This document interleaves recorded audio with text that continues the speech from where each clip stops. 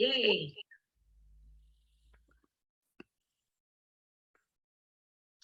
So finally, here we are. Thank you for bearing with us. And yes, recording on. So good morning, good afternoon, and good evening to people around Europe. Hi, I'm Maris. We have a little bit of hiccup, so bear with us. And I'm Maris, and I'm an ex-banking executive of over 2 decades that turned ICF International Coaching Federation accredited coach. So I support my client to embrace their authenticity and to better their executive presence, increase their confidence and effectiveness as a leader. I'm also a DEI advocate where I served over 7+ years in a renowned MPO in Singapore where we drive financial professionalism in the financial industry. So I chair the membership and mentoring pillar, working with many senior leaders in the industry. And welcome to today, our series of authenticity and inclusivity. So today we have a very, very unique topic, even though it's under authenticity and inclusivity. And I'm very passionate about this topic, which is dreams. So like dreams, we all need to sleep, and in our sleep, we dream. Just that I think not many of us remember our dreams and realize that sleep and dream does not actually go separate. They go very much hand in hand. It took me a while to know that. And not only that, do you also know that research has found that dreams have an important function in our life? It helps us take the sting out of our painful emotional experience during the hours we are asleep, and we actually can learn from them and carry on with our life. And it also helps us to absorb our learning with deep during the days.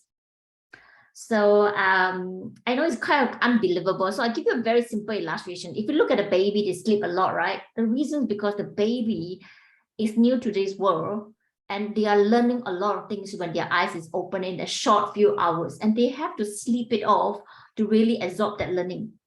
And if you notice, people who are studying during exam need to sleep more because they are actually processing. So I'm so honored to invite Sheila today. She's also known as Dream Decipherer, and she helped her client to crack the code of their sleep and dream so they can create a better life. Quite unique, isn't it? Yes. So for over 25 years, Sheila has helped her clients around the world to decipher the code of their sleepless mind and the wild dreams in order to make the best decision for their life and business. She's also a natural intuitive where she combined those gifts with a very holistic therapies and psychotherapy to provide the best support for her client. I will let her tell you more about her story, how she embraced her authentic journey to be fully who she's born to be, because I think this is quite unique. Dream Decipherer. I cannot even dream about it in my wildest dream. So I let her tell you about herself, how she come into this journey, And there you go, Sheila. Well, good evening or good morning or good afternoon, wherever you may be in the world.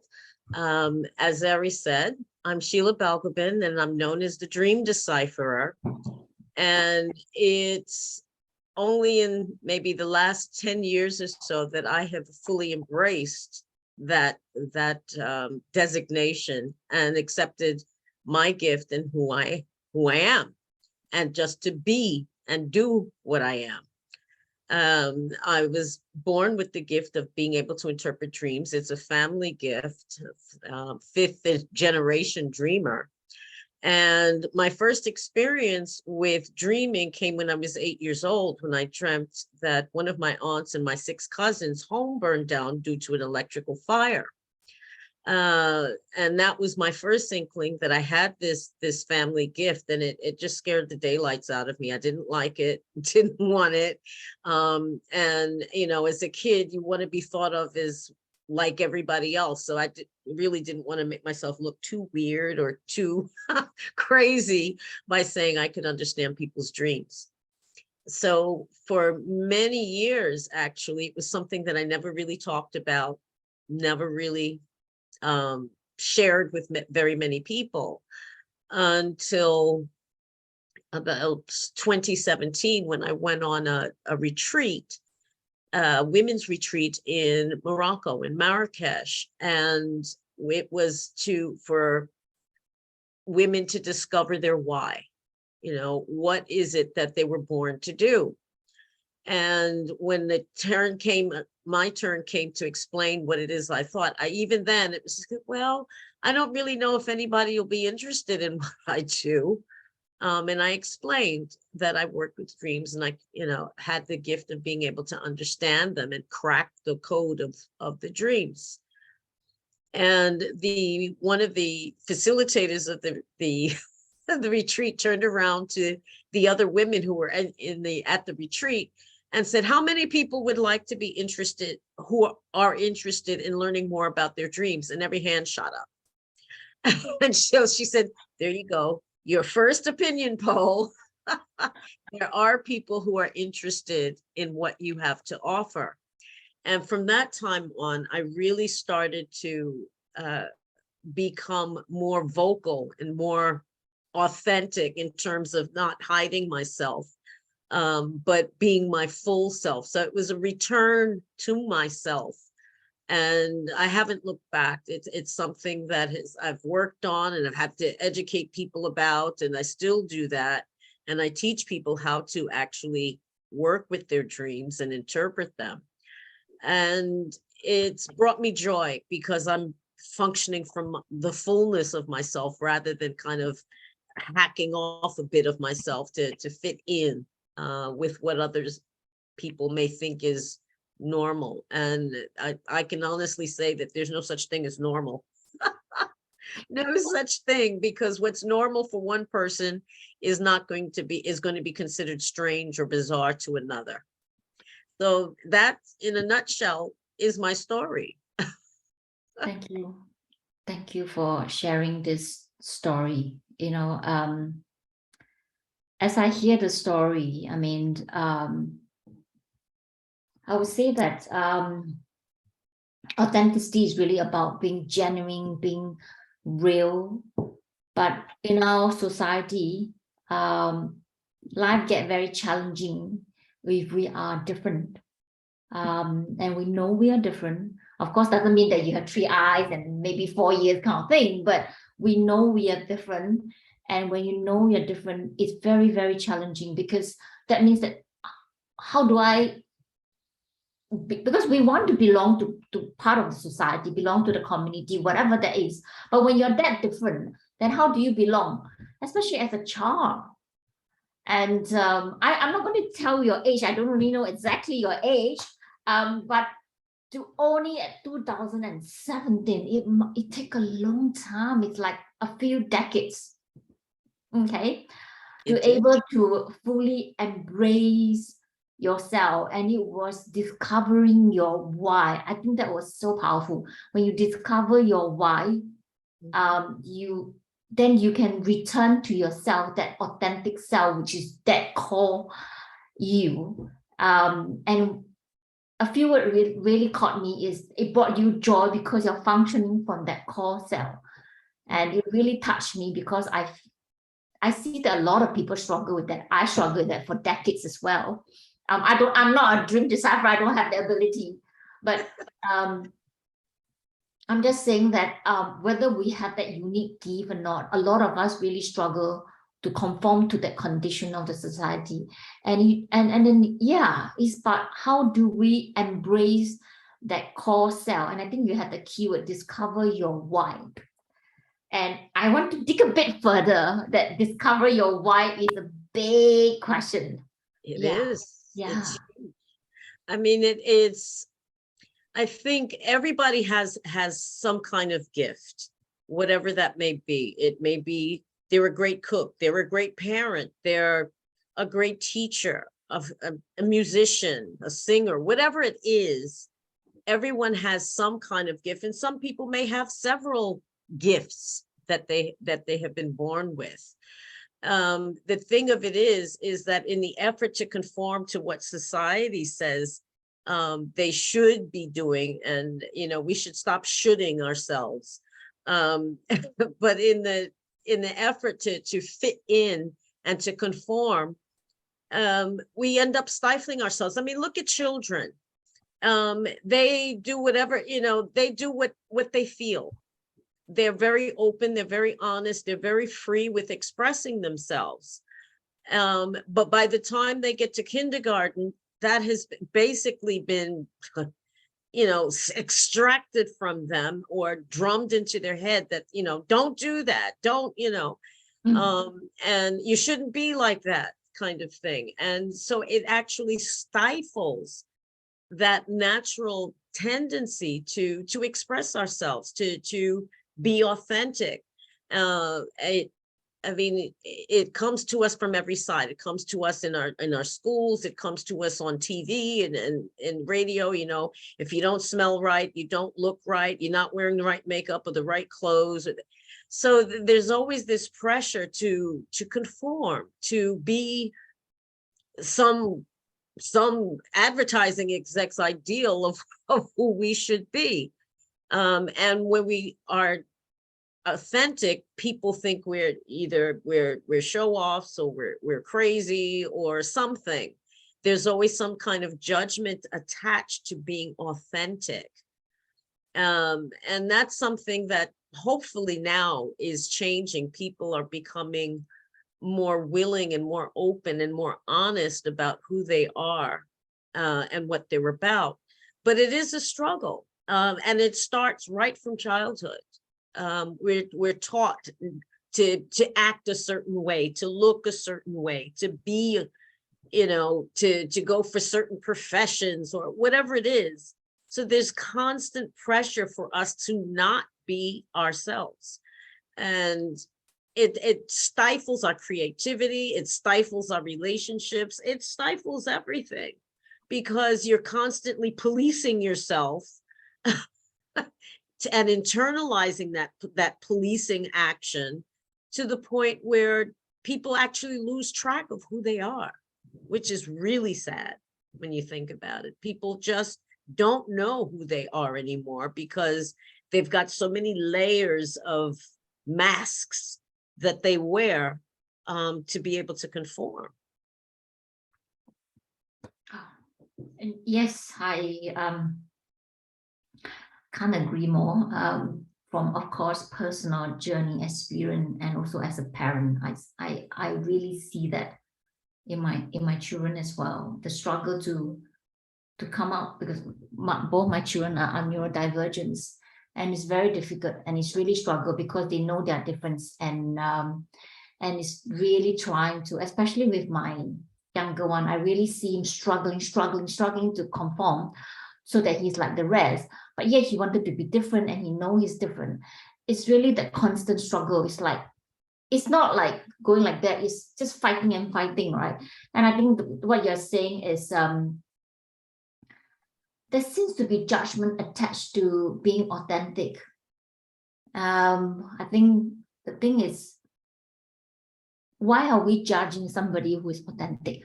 Okay, well, I'll come to that. But you say something about policing ourselves and giving ourselves a lot of pressure not to be ourselves. Indeed, our society is saying that you have to conform, you have to be this. If you work in a corporate, you should be like that. If you work in this, you should be like that. If you work in a man's way, you should be more like a guy. If you are, certain places more for, like HR is more for the female. I mean, I'm generalizing a little bit, but there is that. I mean, things are changing in this sense, and people is recognizing the value of authenticity. There's also a lot of talks about being authentic now in the corporate world. They realize it's important because the authenticity is about who you are and honesty. And when you are that honest and you show up as who you are, people appreciate that. I see that now. I think that's kind of getting the importance. But I want to come back to the same question that I asked earlier. For you, when you are able to return to your authentic self, it's because you discover your why through that retreat in 2017. So I'm kind of intrigued to ask, how did you manage to discover your why? Because you really know you have this gift since you are a child, but you push it off and you push it off and you push it off. You didn't really want to kind of accept it, that it's me. And you just didn't want to recognize that me until you find that why. Mm-hmm. Yeah. I think what happened for me is that I had been in corporate banking and stockbroker on Wall Street and here in this in Explain. London. Yeah, and it was very much left brain thinking, and I'm a natural intuitive. So I mean, it was, yes, I can do that stuff, but what did it leave me? Yeah, but I made good money, could go on holiday twice a year and blah, blah, blah. But I was borderline hypertensive. I hated the people. Well, I didn't hate them, but I didn't really like the people I worked with. It was just a culture that did not suit me. And once I had been told in the medical suite that we had, because I worked for Lehman Brothers as it happened, that was and left them before before the meltdown, thank goodness. That was a bullet I dodged. I was told in the medical suite, oh, your blood pressure is a little bit too high. And it was just, my vision had gotten worse from staring at a computer screen all day. And it was like, you know what? If I dropped dead today, they would just replace me. And that's when it began, the penny dropped, and I began to realize, something, this is not where I need to be. And even then, I started retraining in various complementary therapies, holistic therapies. And even alongside, while I was still working in the corporate world, I was doing this, but the change had already begun. When I moved to London for 15 years, I was a holistic therapist working in local communities. And that was satisfying, but then that old kind of itch reappeared. And it's like, it was a dream that warned me that I needed to make a change, because as it happened, I dreamt that I was driving in reverse at speed past the place where I used to deliver these services in the local community, heading towards a busy road. And it was like, well, what was going to happen then, right? Get totally rear-ended as I, sped down the street. And that's when the penny dropped. It's like, I need to do what is in me. And I always knew that dreams were a part of my life and have guided my life, but I never could make that final step and plant my flag and say, this is who I am, this is what I do, get over it, basically. And it really wasn't, like it had been kind of in the background when I was a therapist. I would work with clients here and there, but it was never consistent. But even so, it was driving my behavior in my work life. I became a psychotherapist, a qualified psychotherapist, because I could legitimately work with dreams and nobody would think I was crazy. So even as I was trying to strike a balance between conforming but being able to do my own thing, I was calculating, well, how can I do this in a legitimate, so-called legitimate way that people could accept. And I did that for a while, but it wasn't the full Monty, so to speak. And it was like, you know what? When a dream actually saved my life, and going back and forth between here and in the UK and New York, one dream actually saved my life. And that's when it was like, that's it. I need to kind of, not only pay attention to my dreams, but show people how important they can be for their own lives. And that's really when the journey started. That was actually back in 2001. It was 2017, after I had created a dream interpretation course and had sat on my shelf for several years, that I finally had a system, a workable system that I could actually teach to others. And that's when it all came together. And I finally decided that this is what I needed to be doing, because working with dreams energizes me. Everything else just drains me of energy, or made me upset or anxious or angry or whatever. But working with dreams has always fascinated me, always. Even as a young person, as a young child, people were telling me their dreams, even then. So it was something that had accompanied me my entire life, but I kept just pushing it away or pushing it to one side. And it finally came a time where it's like, you know what, you're not a kid anymore. Things are getting, life is moving on, and I need to move with it and move in the Even direction then. best. So it was. Sorry. So Yeah. Just checking in the live is going on. Yeah. Sorry. I muted, but I think the volume come back again. Yeah. yeah. Thank you for sharing that. I can see that journey is not easy journey. No. It's like, what I'm gonna say, it's like I can't think of how to say what it's like, but it's really about, it's there, but you didn't want to recognize it. You don't want to accept that part of you, and you push it away. Mhm. And then you kind of like trying to reconcile by finding other way to doing it, right?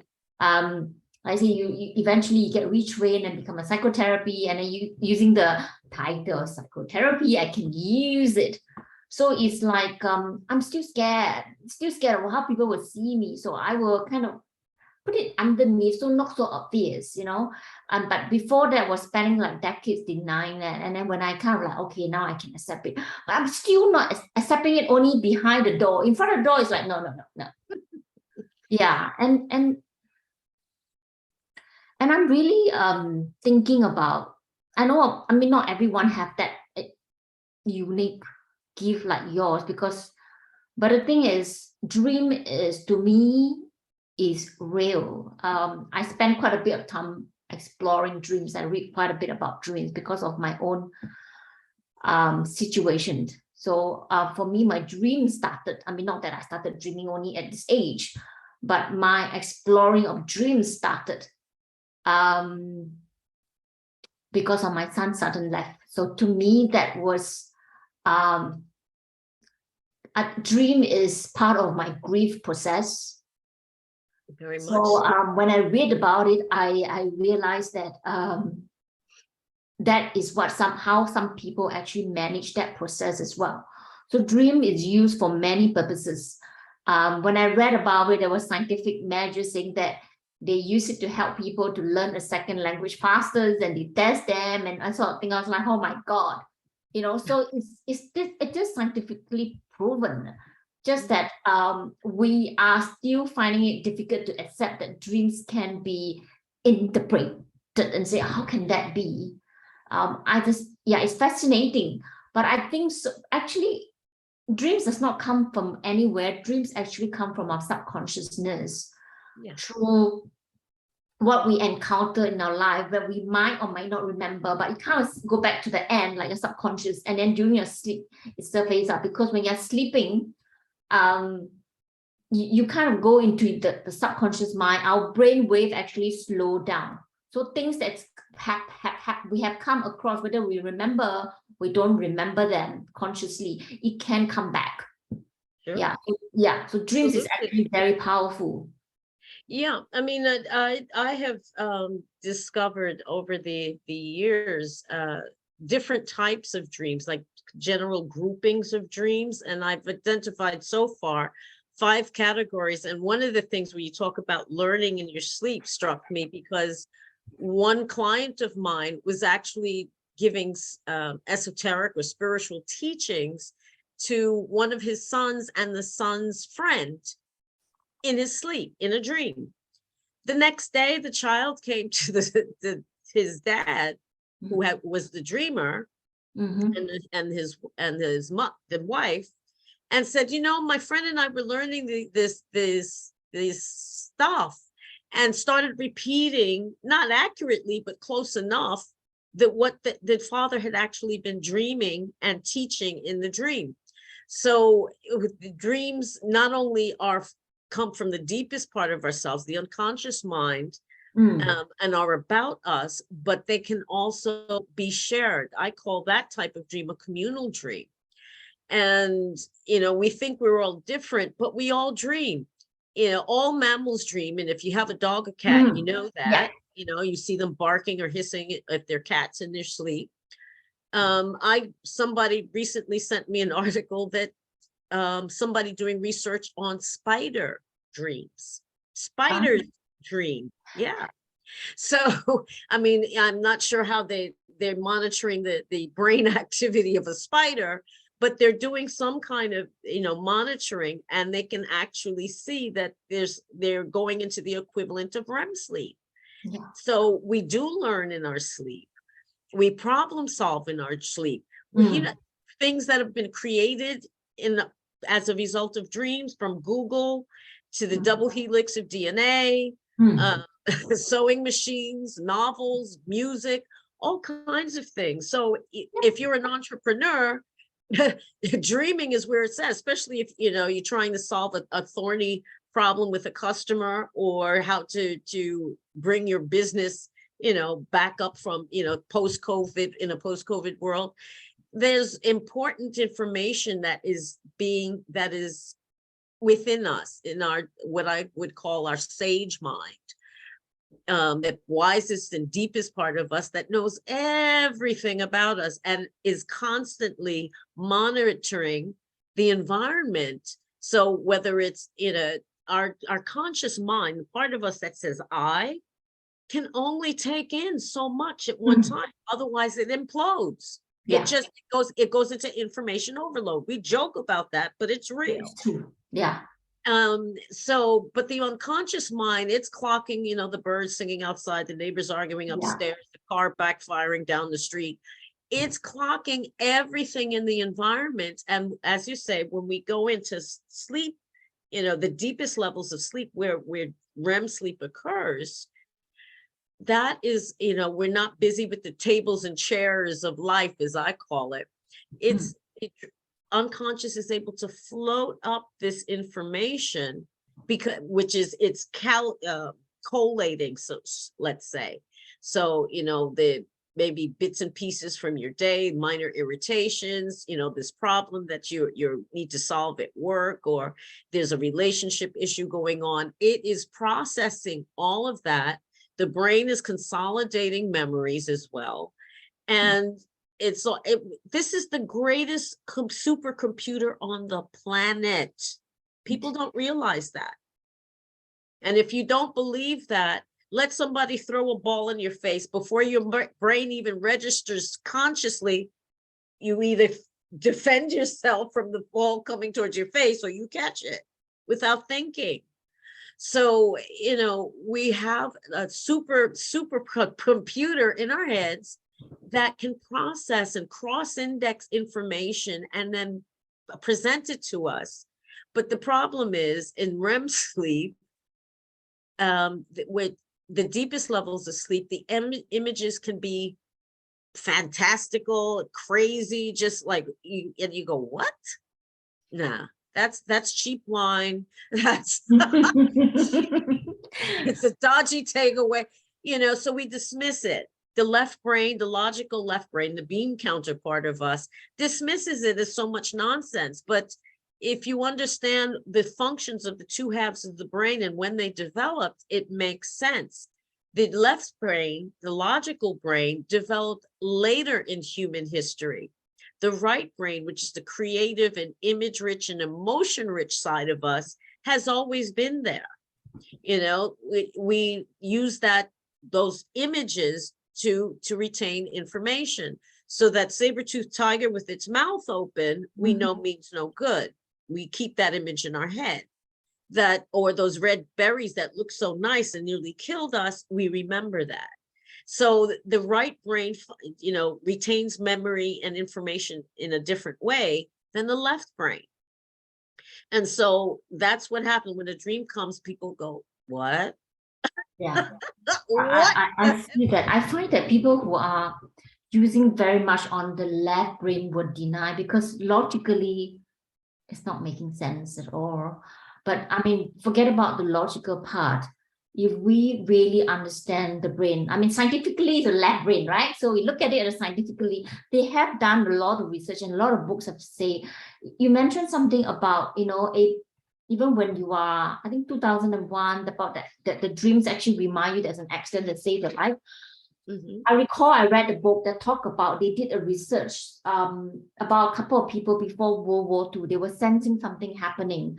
So they actually do a research what happened. And they all have, these people doesn't know each other, but I think they left Germany because of the dream. So basically the dream is telling them that something is going to happen.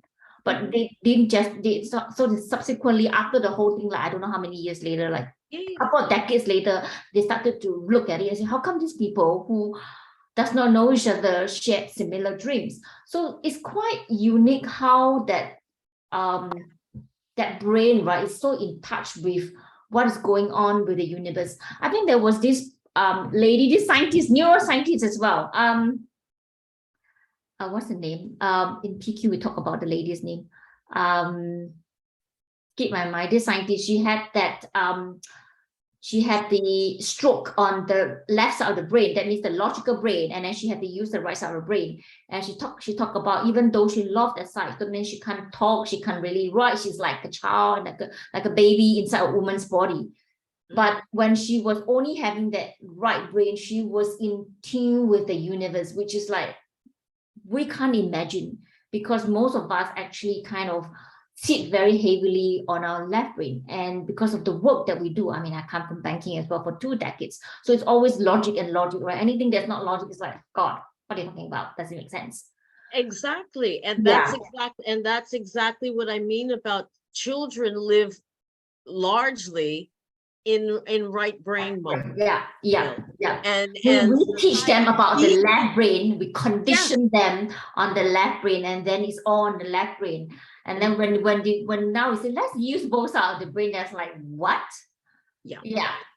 I mean, and that's one of the things in my dream interpretation course that I teach, is that to get and actually have exercises and other tools to help the right and left brain connection to be more coherent. And interestingly enough, on a physiological level, women have the callosum, which is the dense material that links the two halves of the brain, is actually much thicker in women than men. That's a physiological fact. Well, my theory is because women raise children most of the time. And because they have to figure out whether that crying means I'm hungry, I need to be changed, or I'm just being cranky because I'm sleepy. So that intuitive sense, if you will, of the right brain, it gets translated as there's more coherence, so that they can translate those cries into a logical response. That's my belief. I mean, maybe neuroscientists could explain it better, but I think that we have this natural ability to be able to have better communication between the right and left brains, generally. I'm mindful of the time, but I did have just very quickly, I had a conversation, I think, or I had attended some webinar talking about the brain by some neuroscientists on this topic. And they say when a child, when they're young, there's no male or female brain. That male and female brain only comes in later in our life. So this is a female brain, yours is a female brain. But when we are young, you can't tell it's a male or female brain. So that sets in much later. So that means that our brain can be conditional, which is that another concept of the neuroplasticity. I'm mindful of the time, and I'm going to wrap up by saying that I know you mentioned 5 types of dreams. That was really interesting. The learning, the grief, the focus, the communal, problem solving. I don't know whether I missed anything. And what I really want to talk about, kind of wrap up, is that there was this journey that you have come through, is that knowing your why, the old each that appear, because it's always there. And it's only when you fully step into who you are, that's really what makes you happy. And no matter what you do, you turn right, you turn left, you turn everywhere, it's still just not right. And it's only when you are step into yourself, when you return to the self, that makes that change. And I got just one more last thing, if you want to say, is we talk about being unique, being who you are, and the importance of this authenticity, because that's me, right? Make me happy. But I think it's important to also see another angle is when I'm being who I am, I stop trying to conform. Then where is the inclusivity? Well, I mean, from my point of view, everybody dreams. So there's the you know, the commonality right there. And so I can include the entire planet, including spiders and lab rats. It's So like the right brain, we do connect, yes. Yes. so and psychologically, we all have the same basic substrata. So, you know, people can dream, like you say, in different countries and different times, and you know, about events that'll happen in the future. A number of people dreamt about 9/11. The dream that I had was that ultimately was warning me about 9/11, and I used to walk through the towers every day as a stockbroker, every day, every single day. So, you know, if I hadn't listened to my dreams, I would literally not be sitting here, more than likely.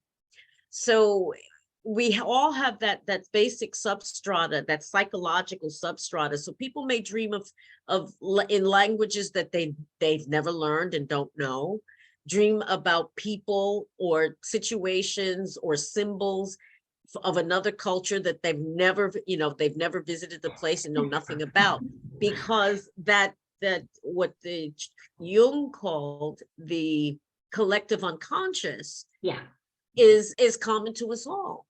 So I could very well dream about something that happened, you know, 100 years ago in Singapore, and even hear the language. And I've never been there, and I can't speak the language, you know, I mean, the various languages that are spoken there.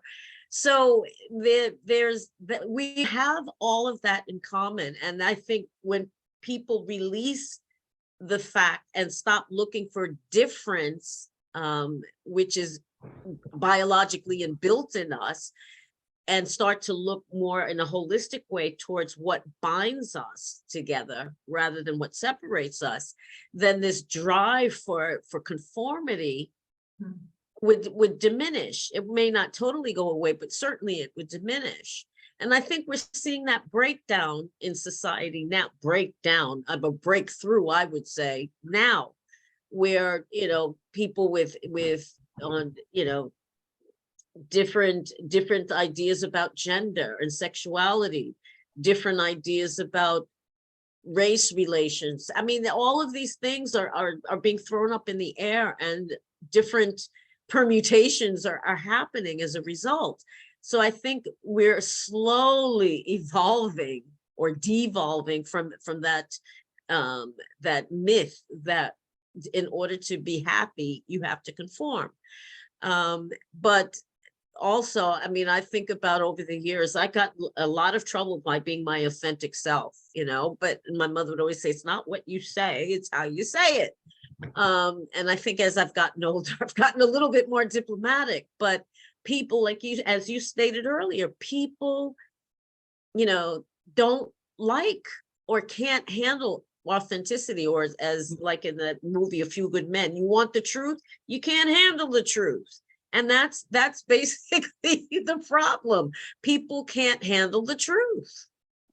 Right. I would wrap up because we are about probably 10 minutes past. And I think what come to me when you talk about the brain was really interesting. I think what I would like to say is our left brain separate us because it's based on logic and survival. That's what separate us. But our right brain connect us, and that's our inclusivity. Because when that right brain come about, it's about connectivity, and we have that connection to the universe. And this is kind of not what I say, but it's really I remember that the neuroscientist is Dr. Jubo Taylor. She did say that when the right brain, you actually feel that connection to the universe, no matter what happened to you, even though you lost your ability to speak, to write, you can still have that.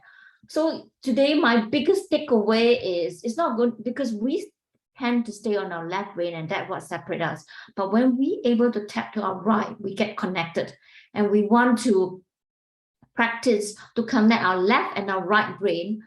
Of course we need our left brain because if not we won't be able to do basic stuff. I can't write, I can't read, I can't speak, but we need our right brain to stay connected, to be inclusive and to be allow authenticity to show. Yes, absolutely. I would have to, I think that's the best way to say that's our, like I said, it's an image rich, creative and spiritual side of us. And when we tap into it by singing, by dancing, by expressing, loving feelings to others, that's when that we get that connection, and the differences kind of dissipate. But yeah, as long as we rely heavily on being logical and conforming and making sure all of the ducks are in a row, yes, then we will focus on separation. Definitely.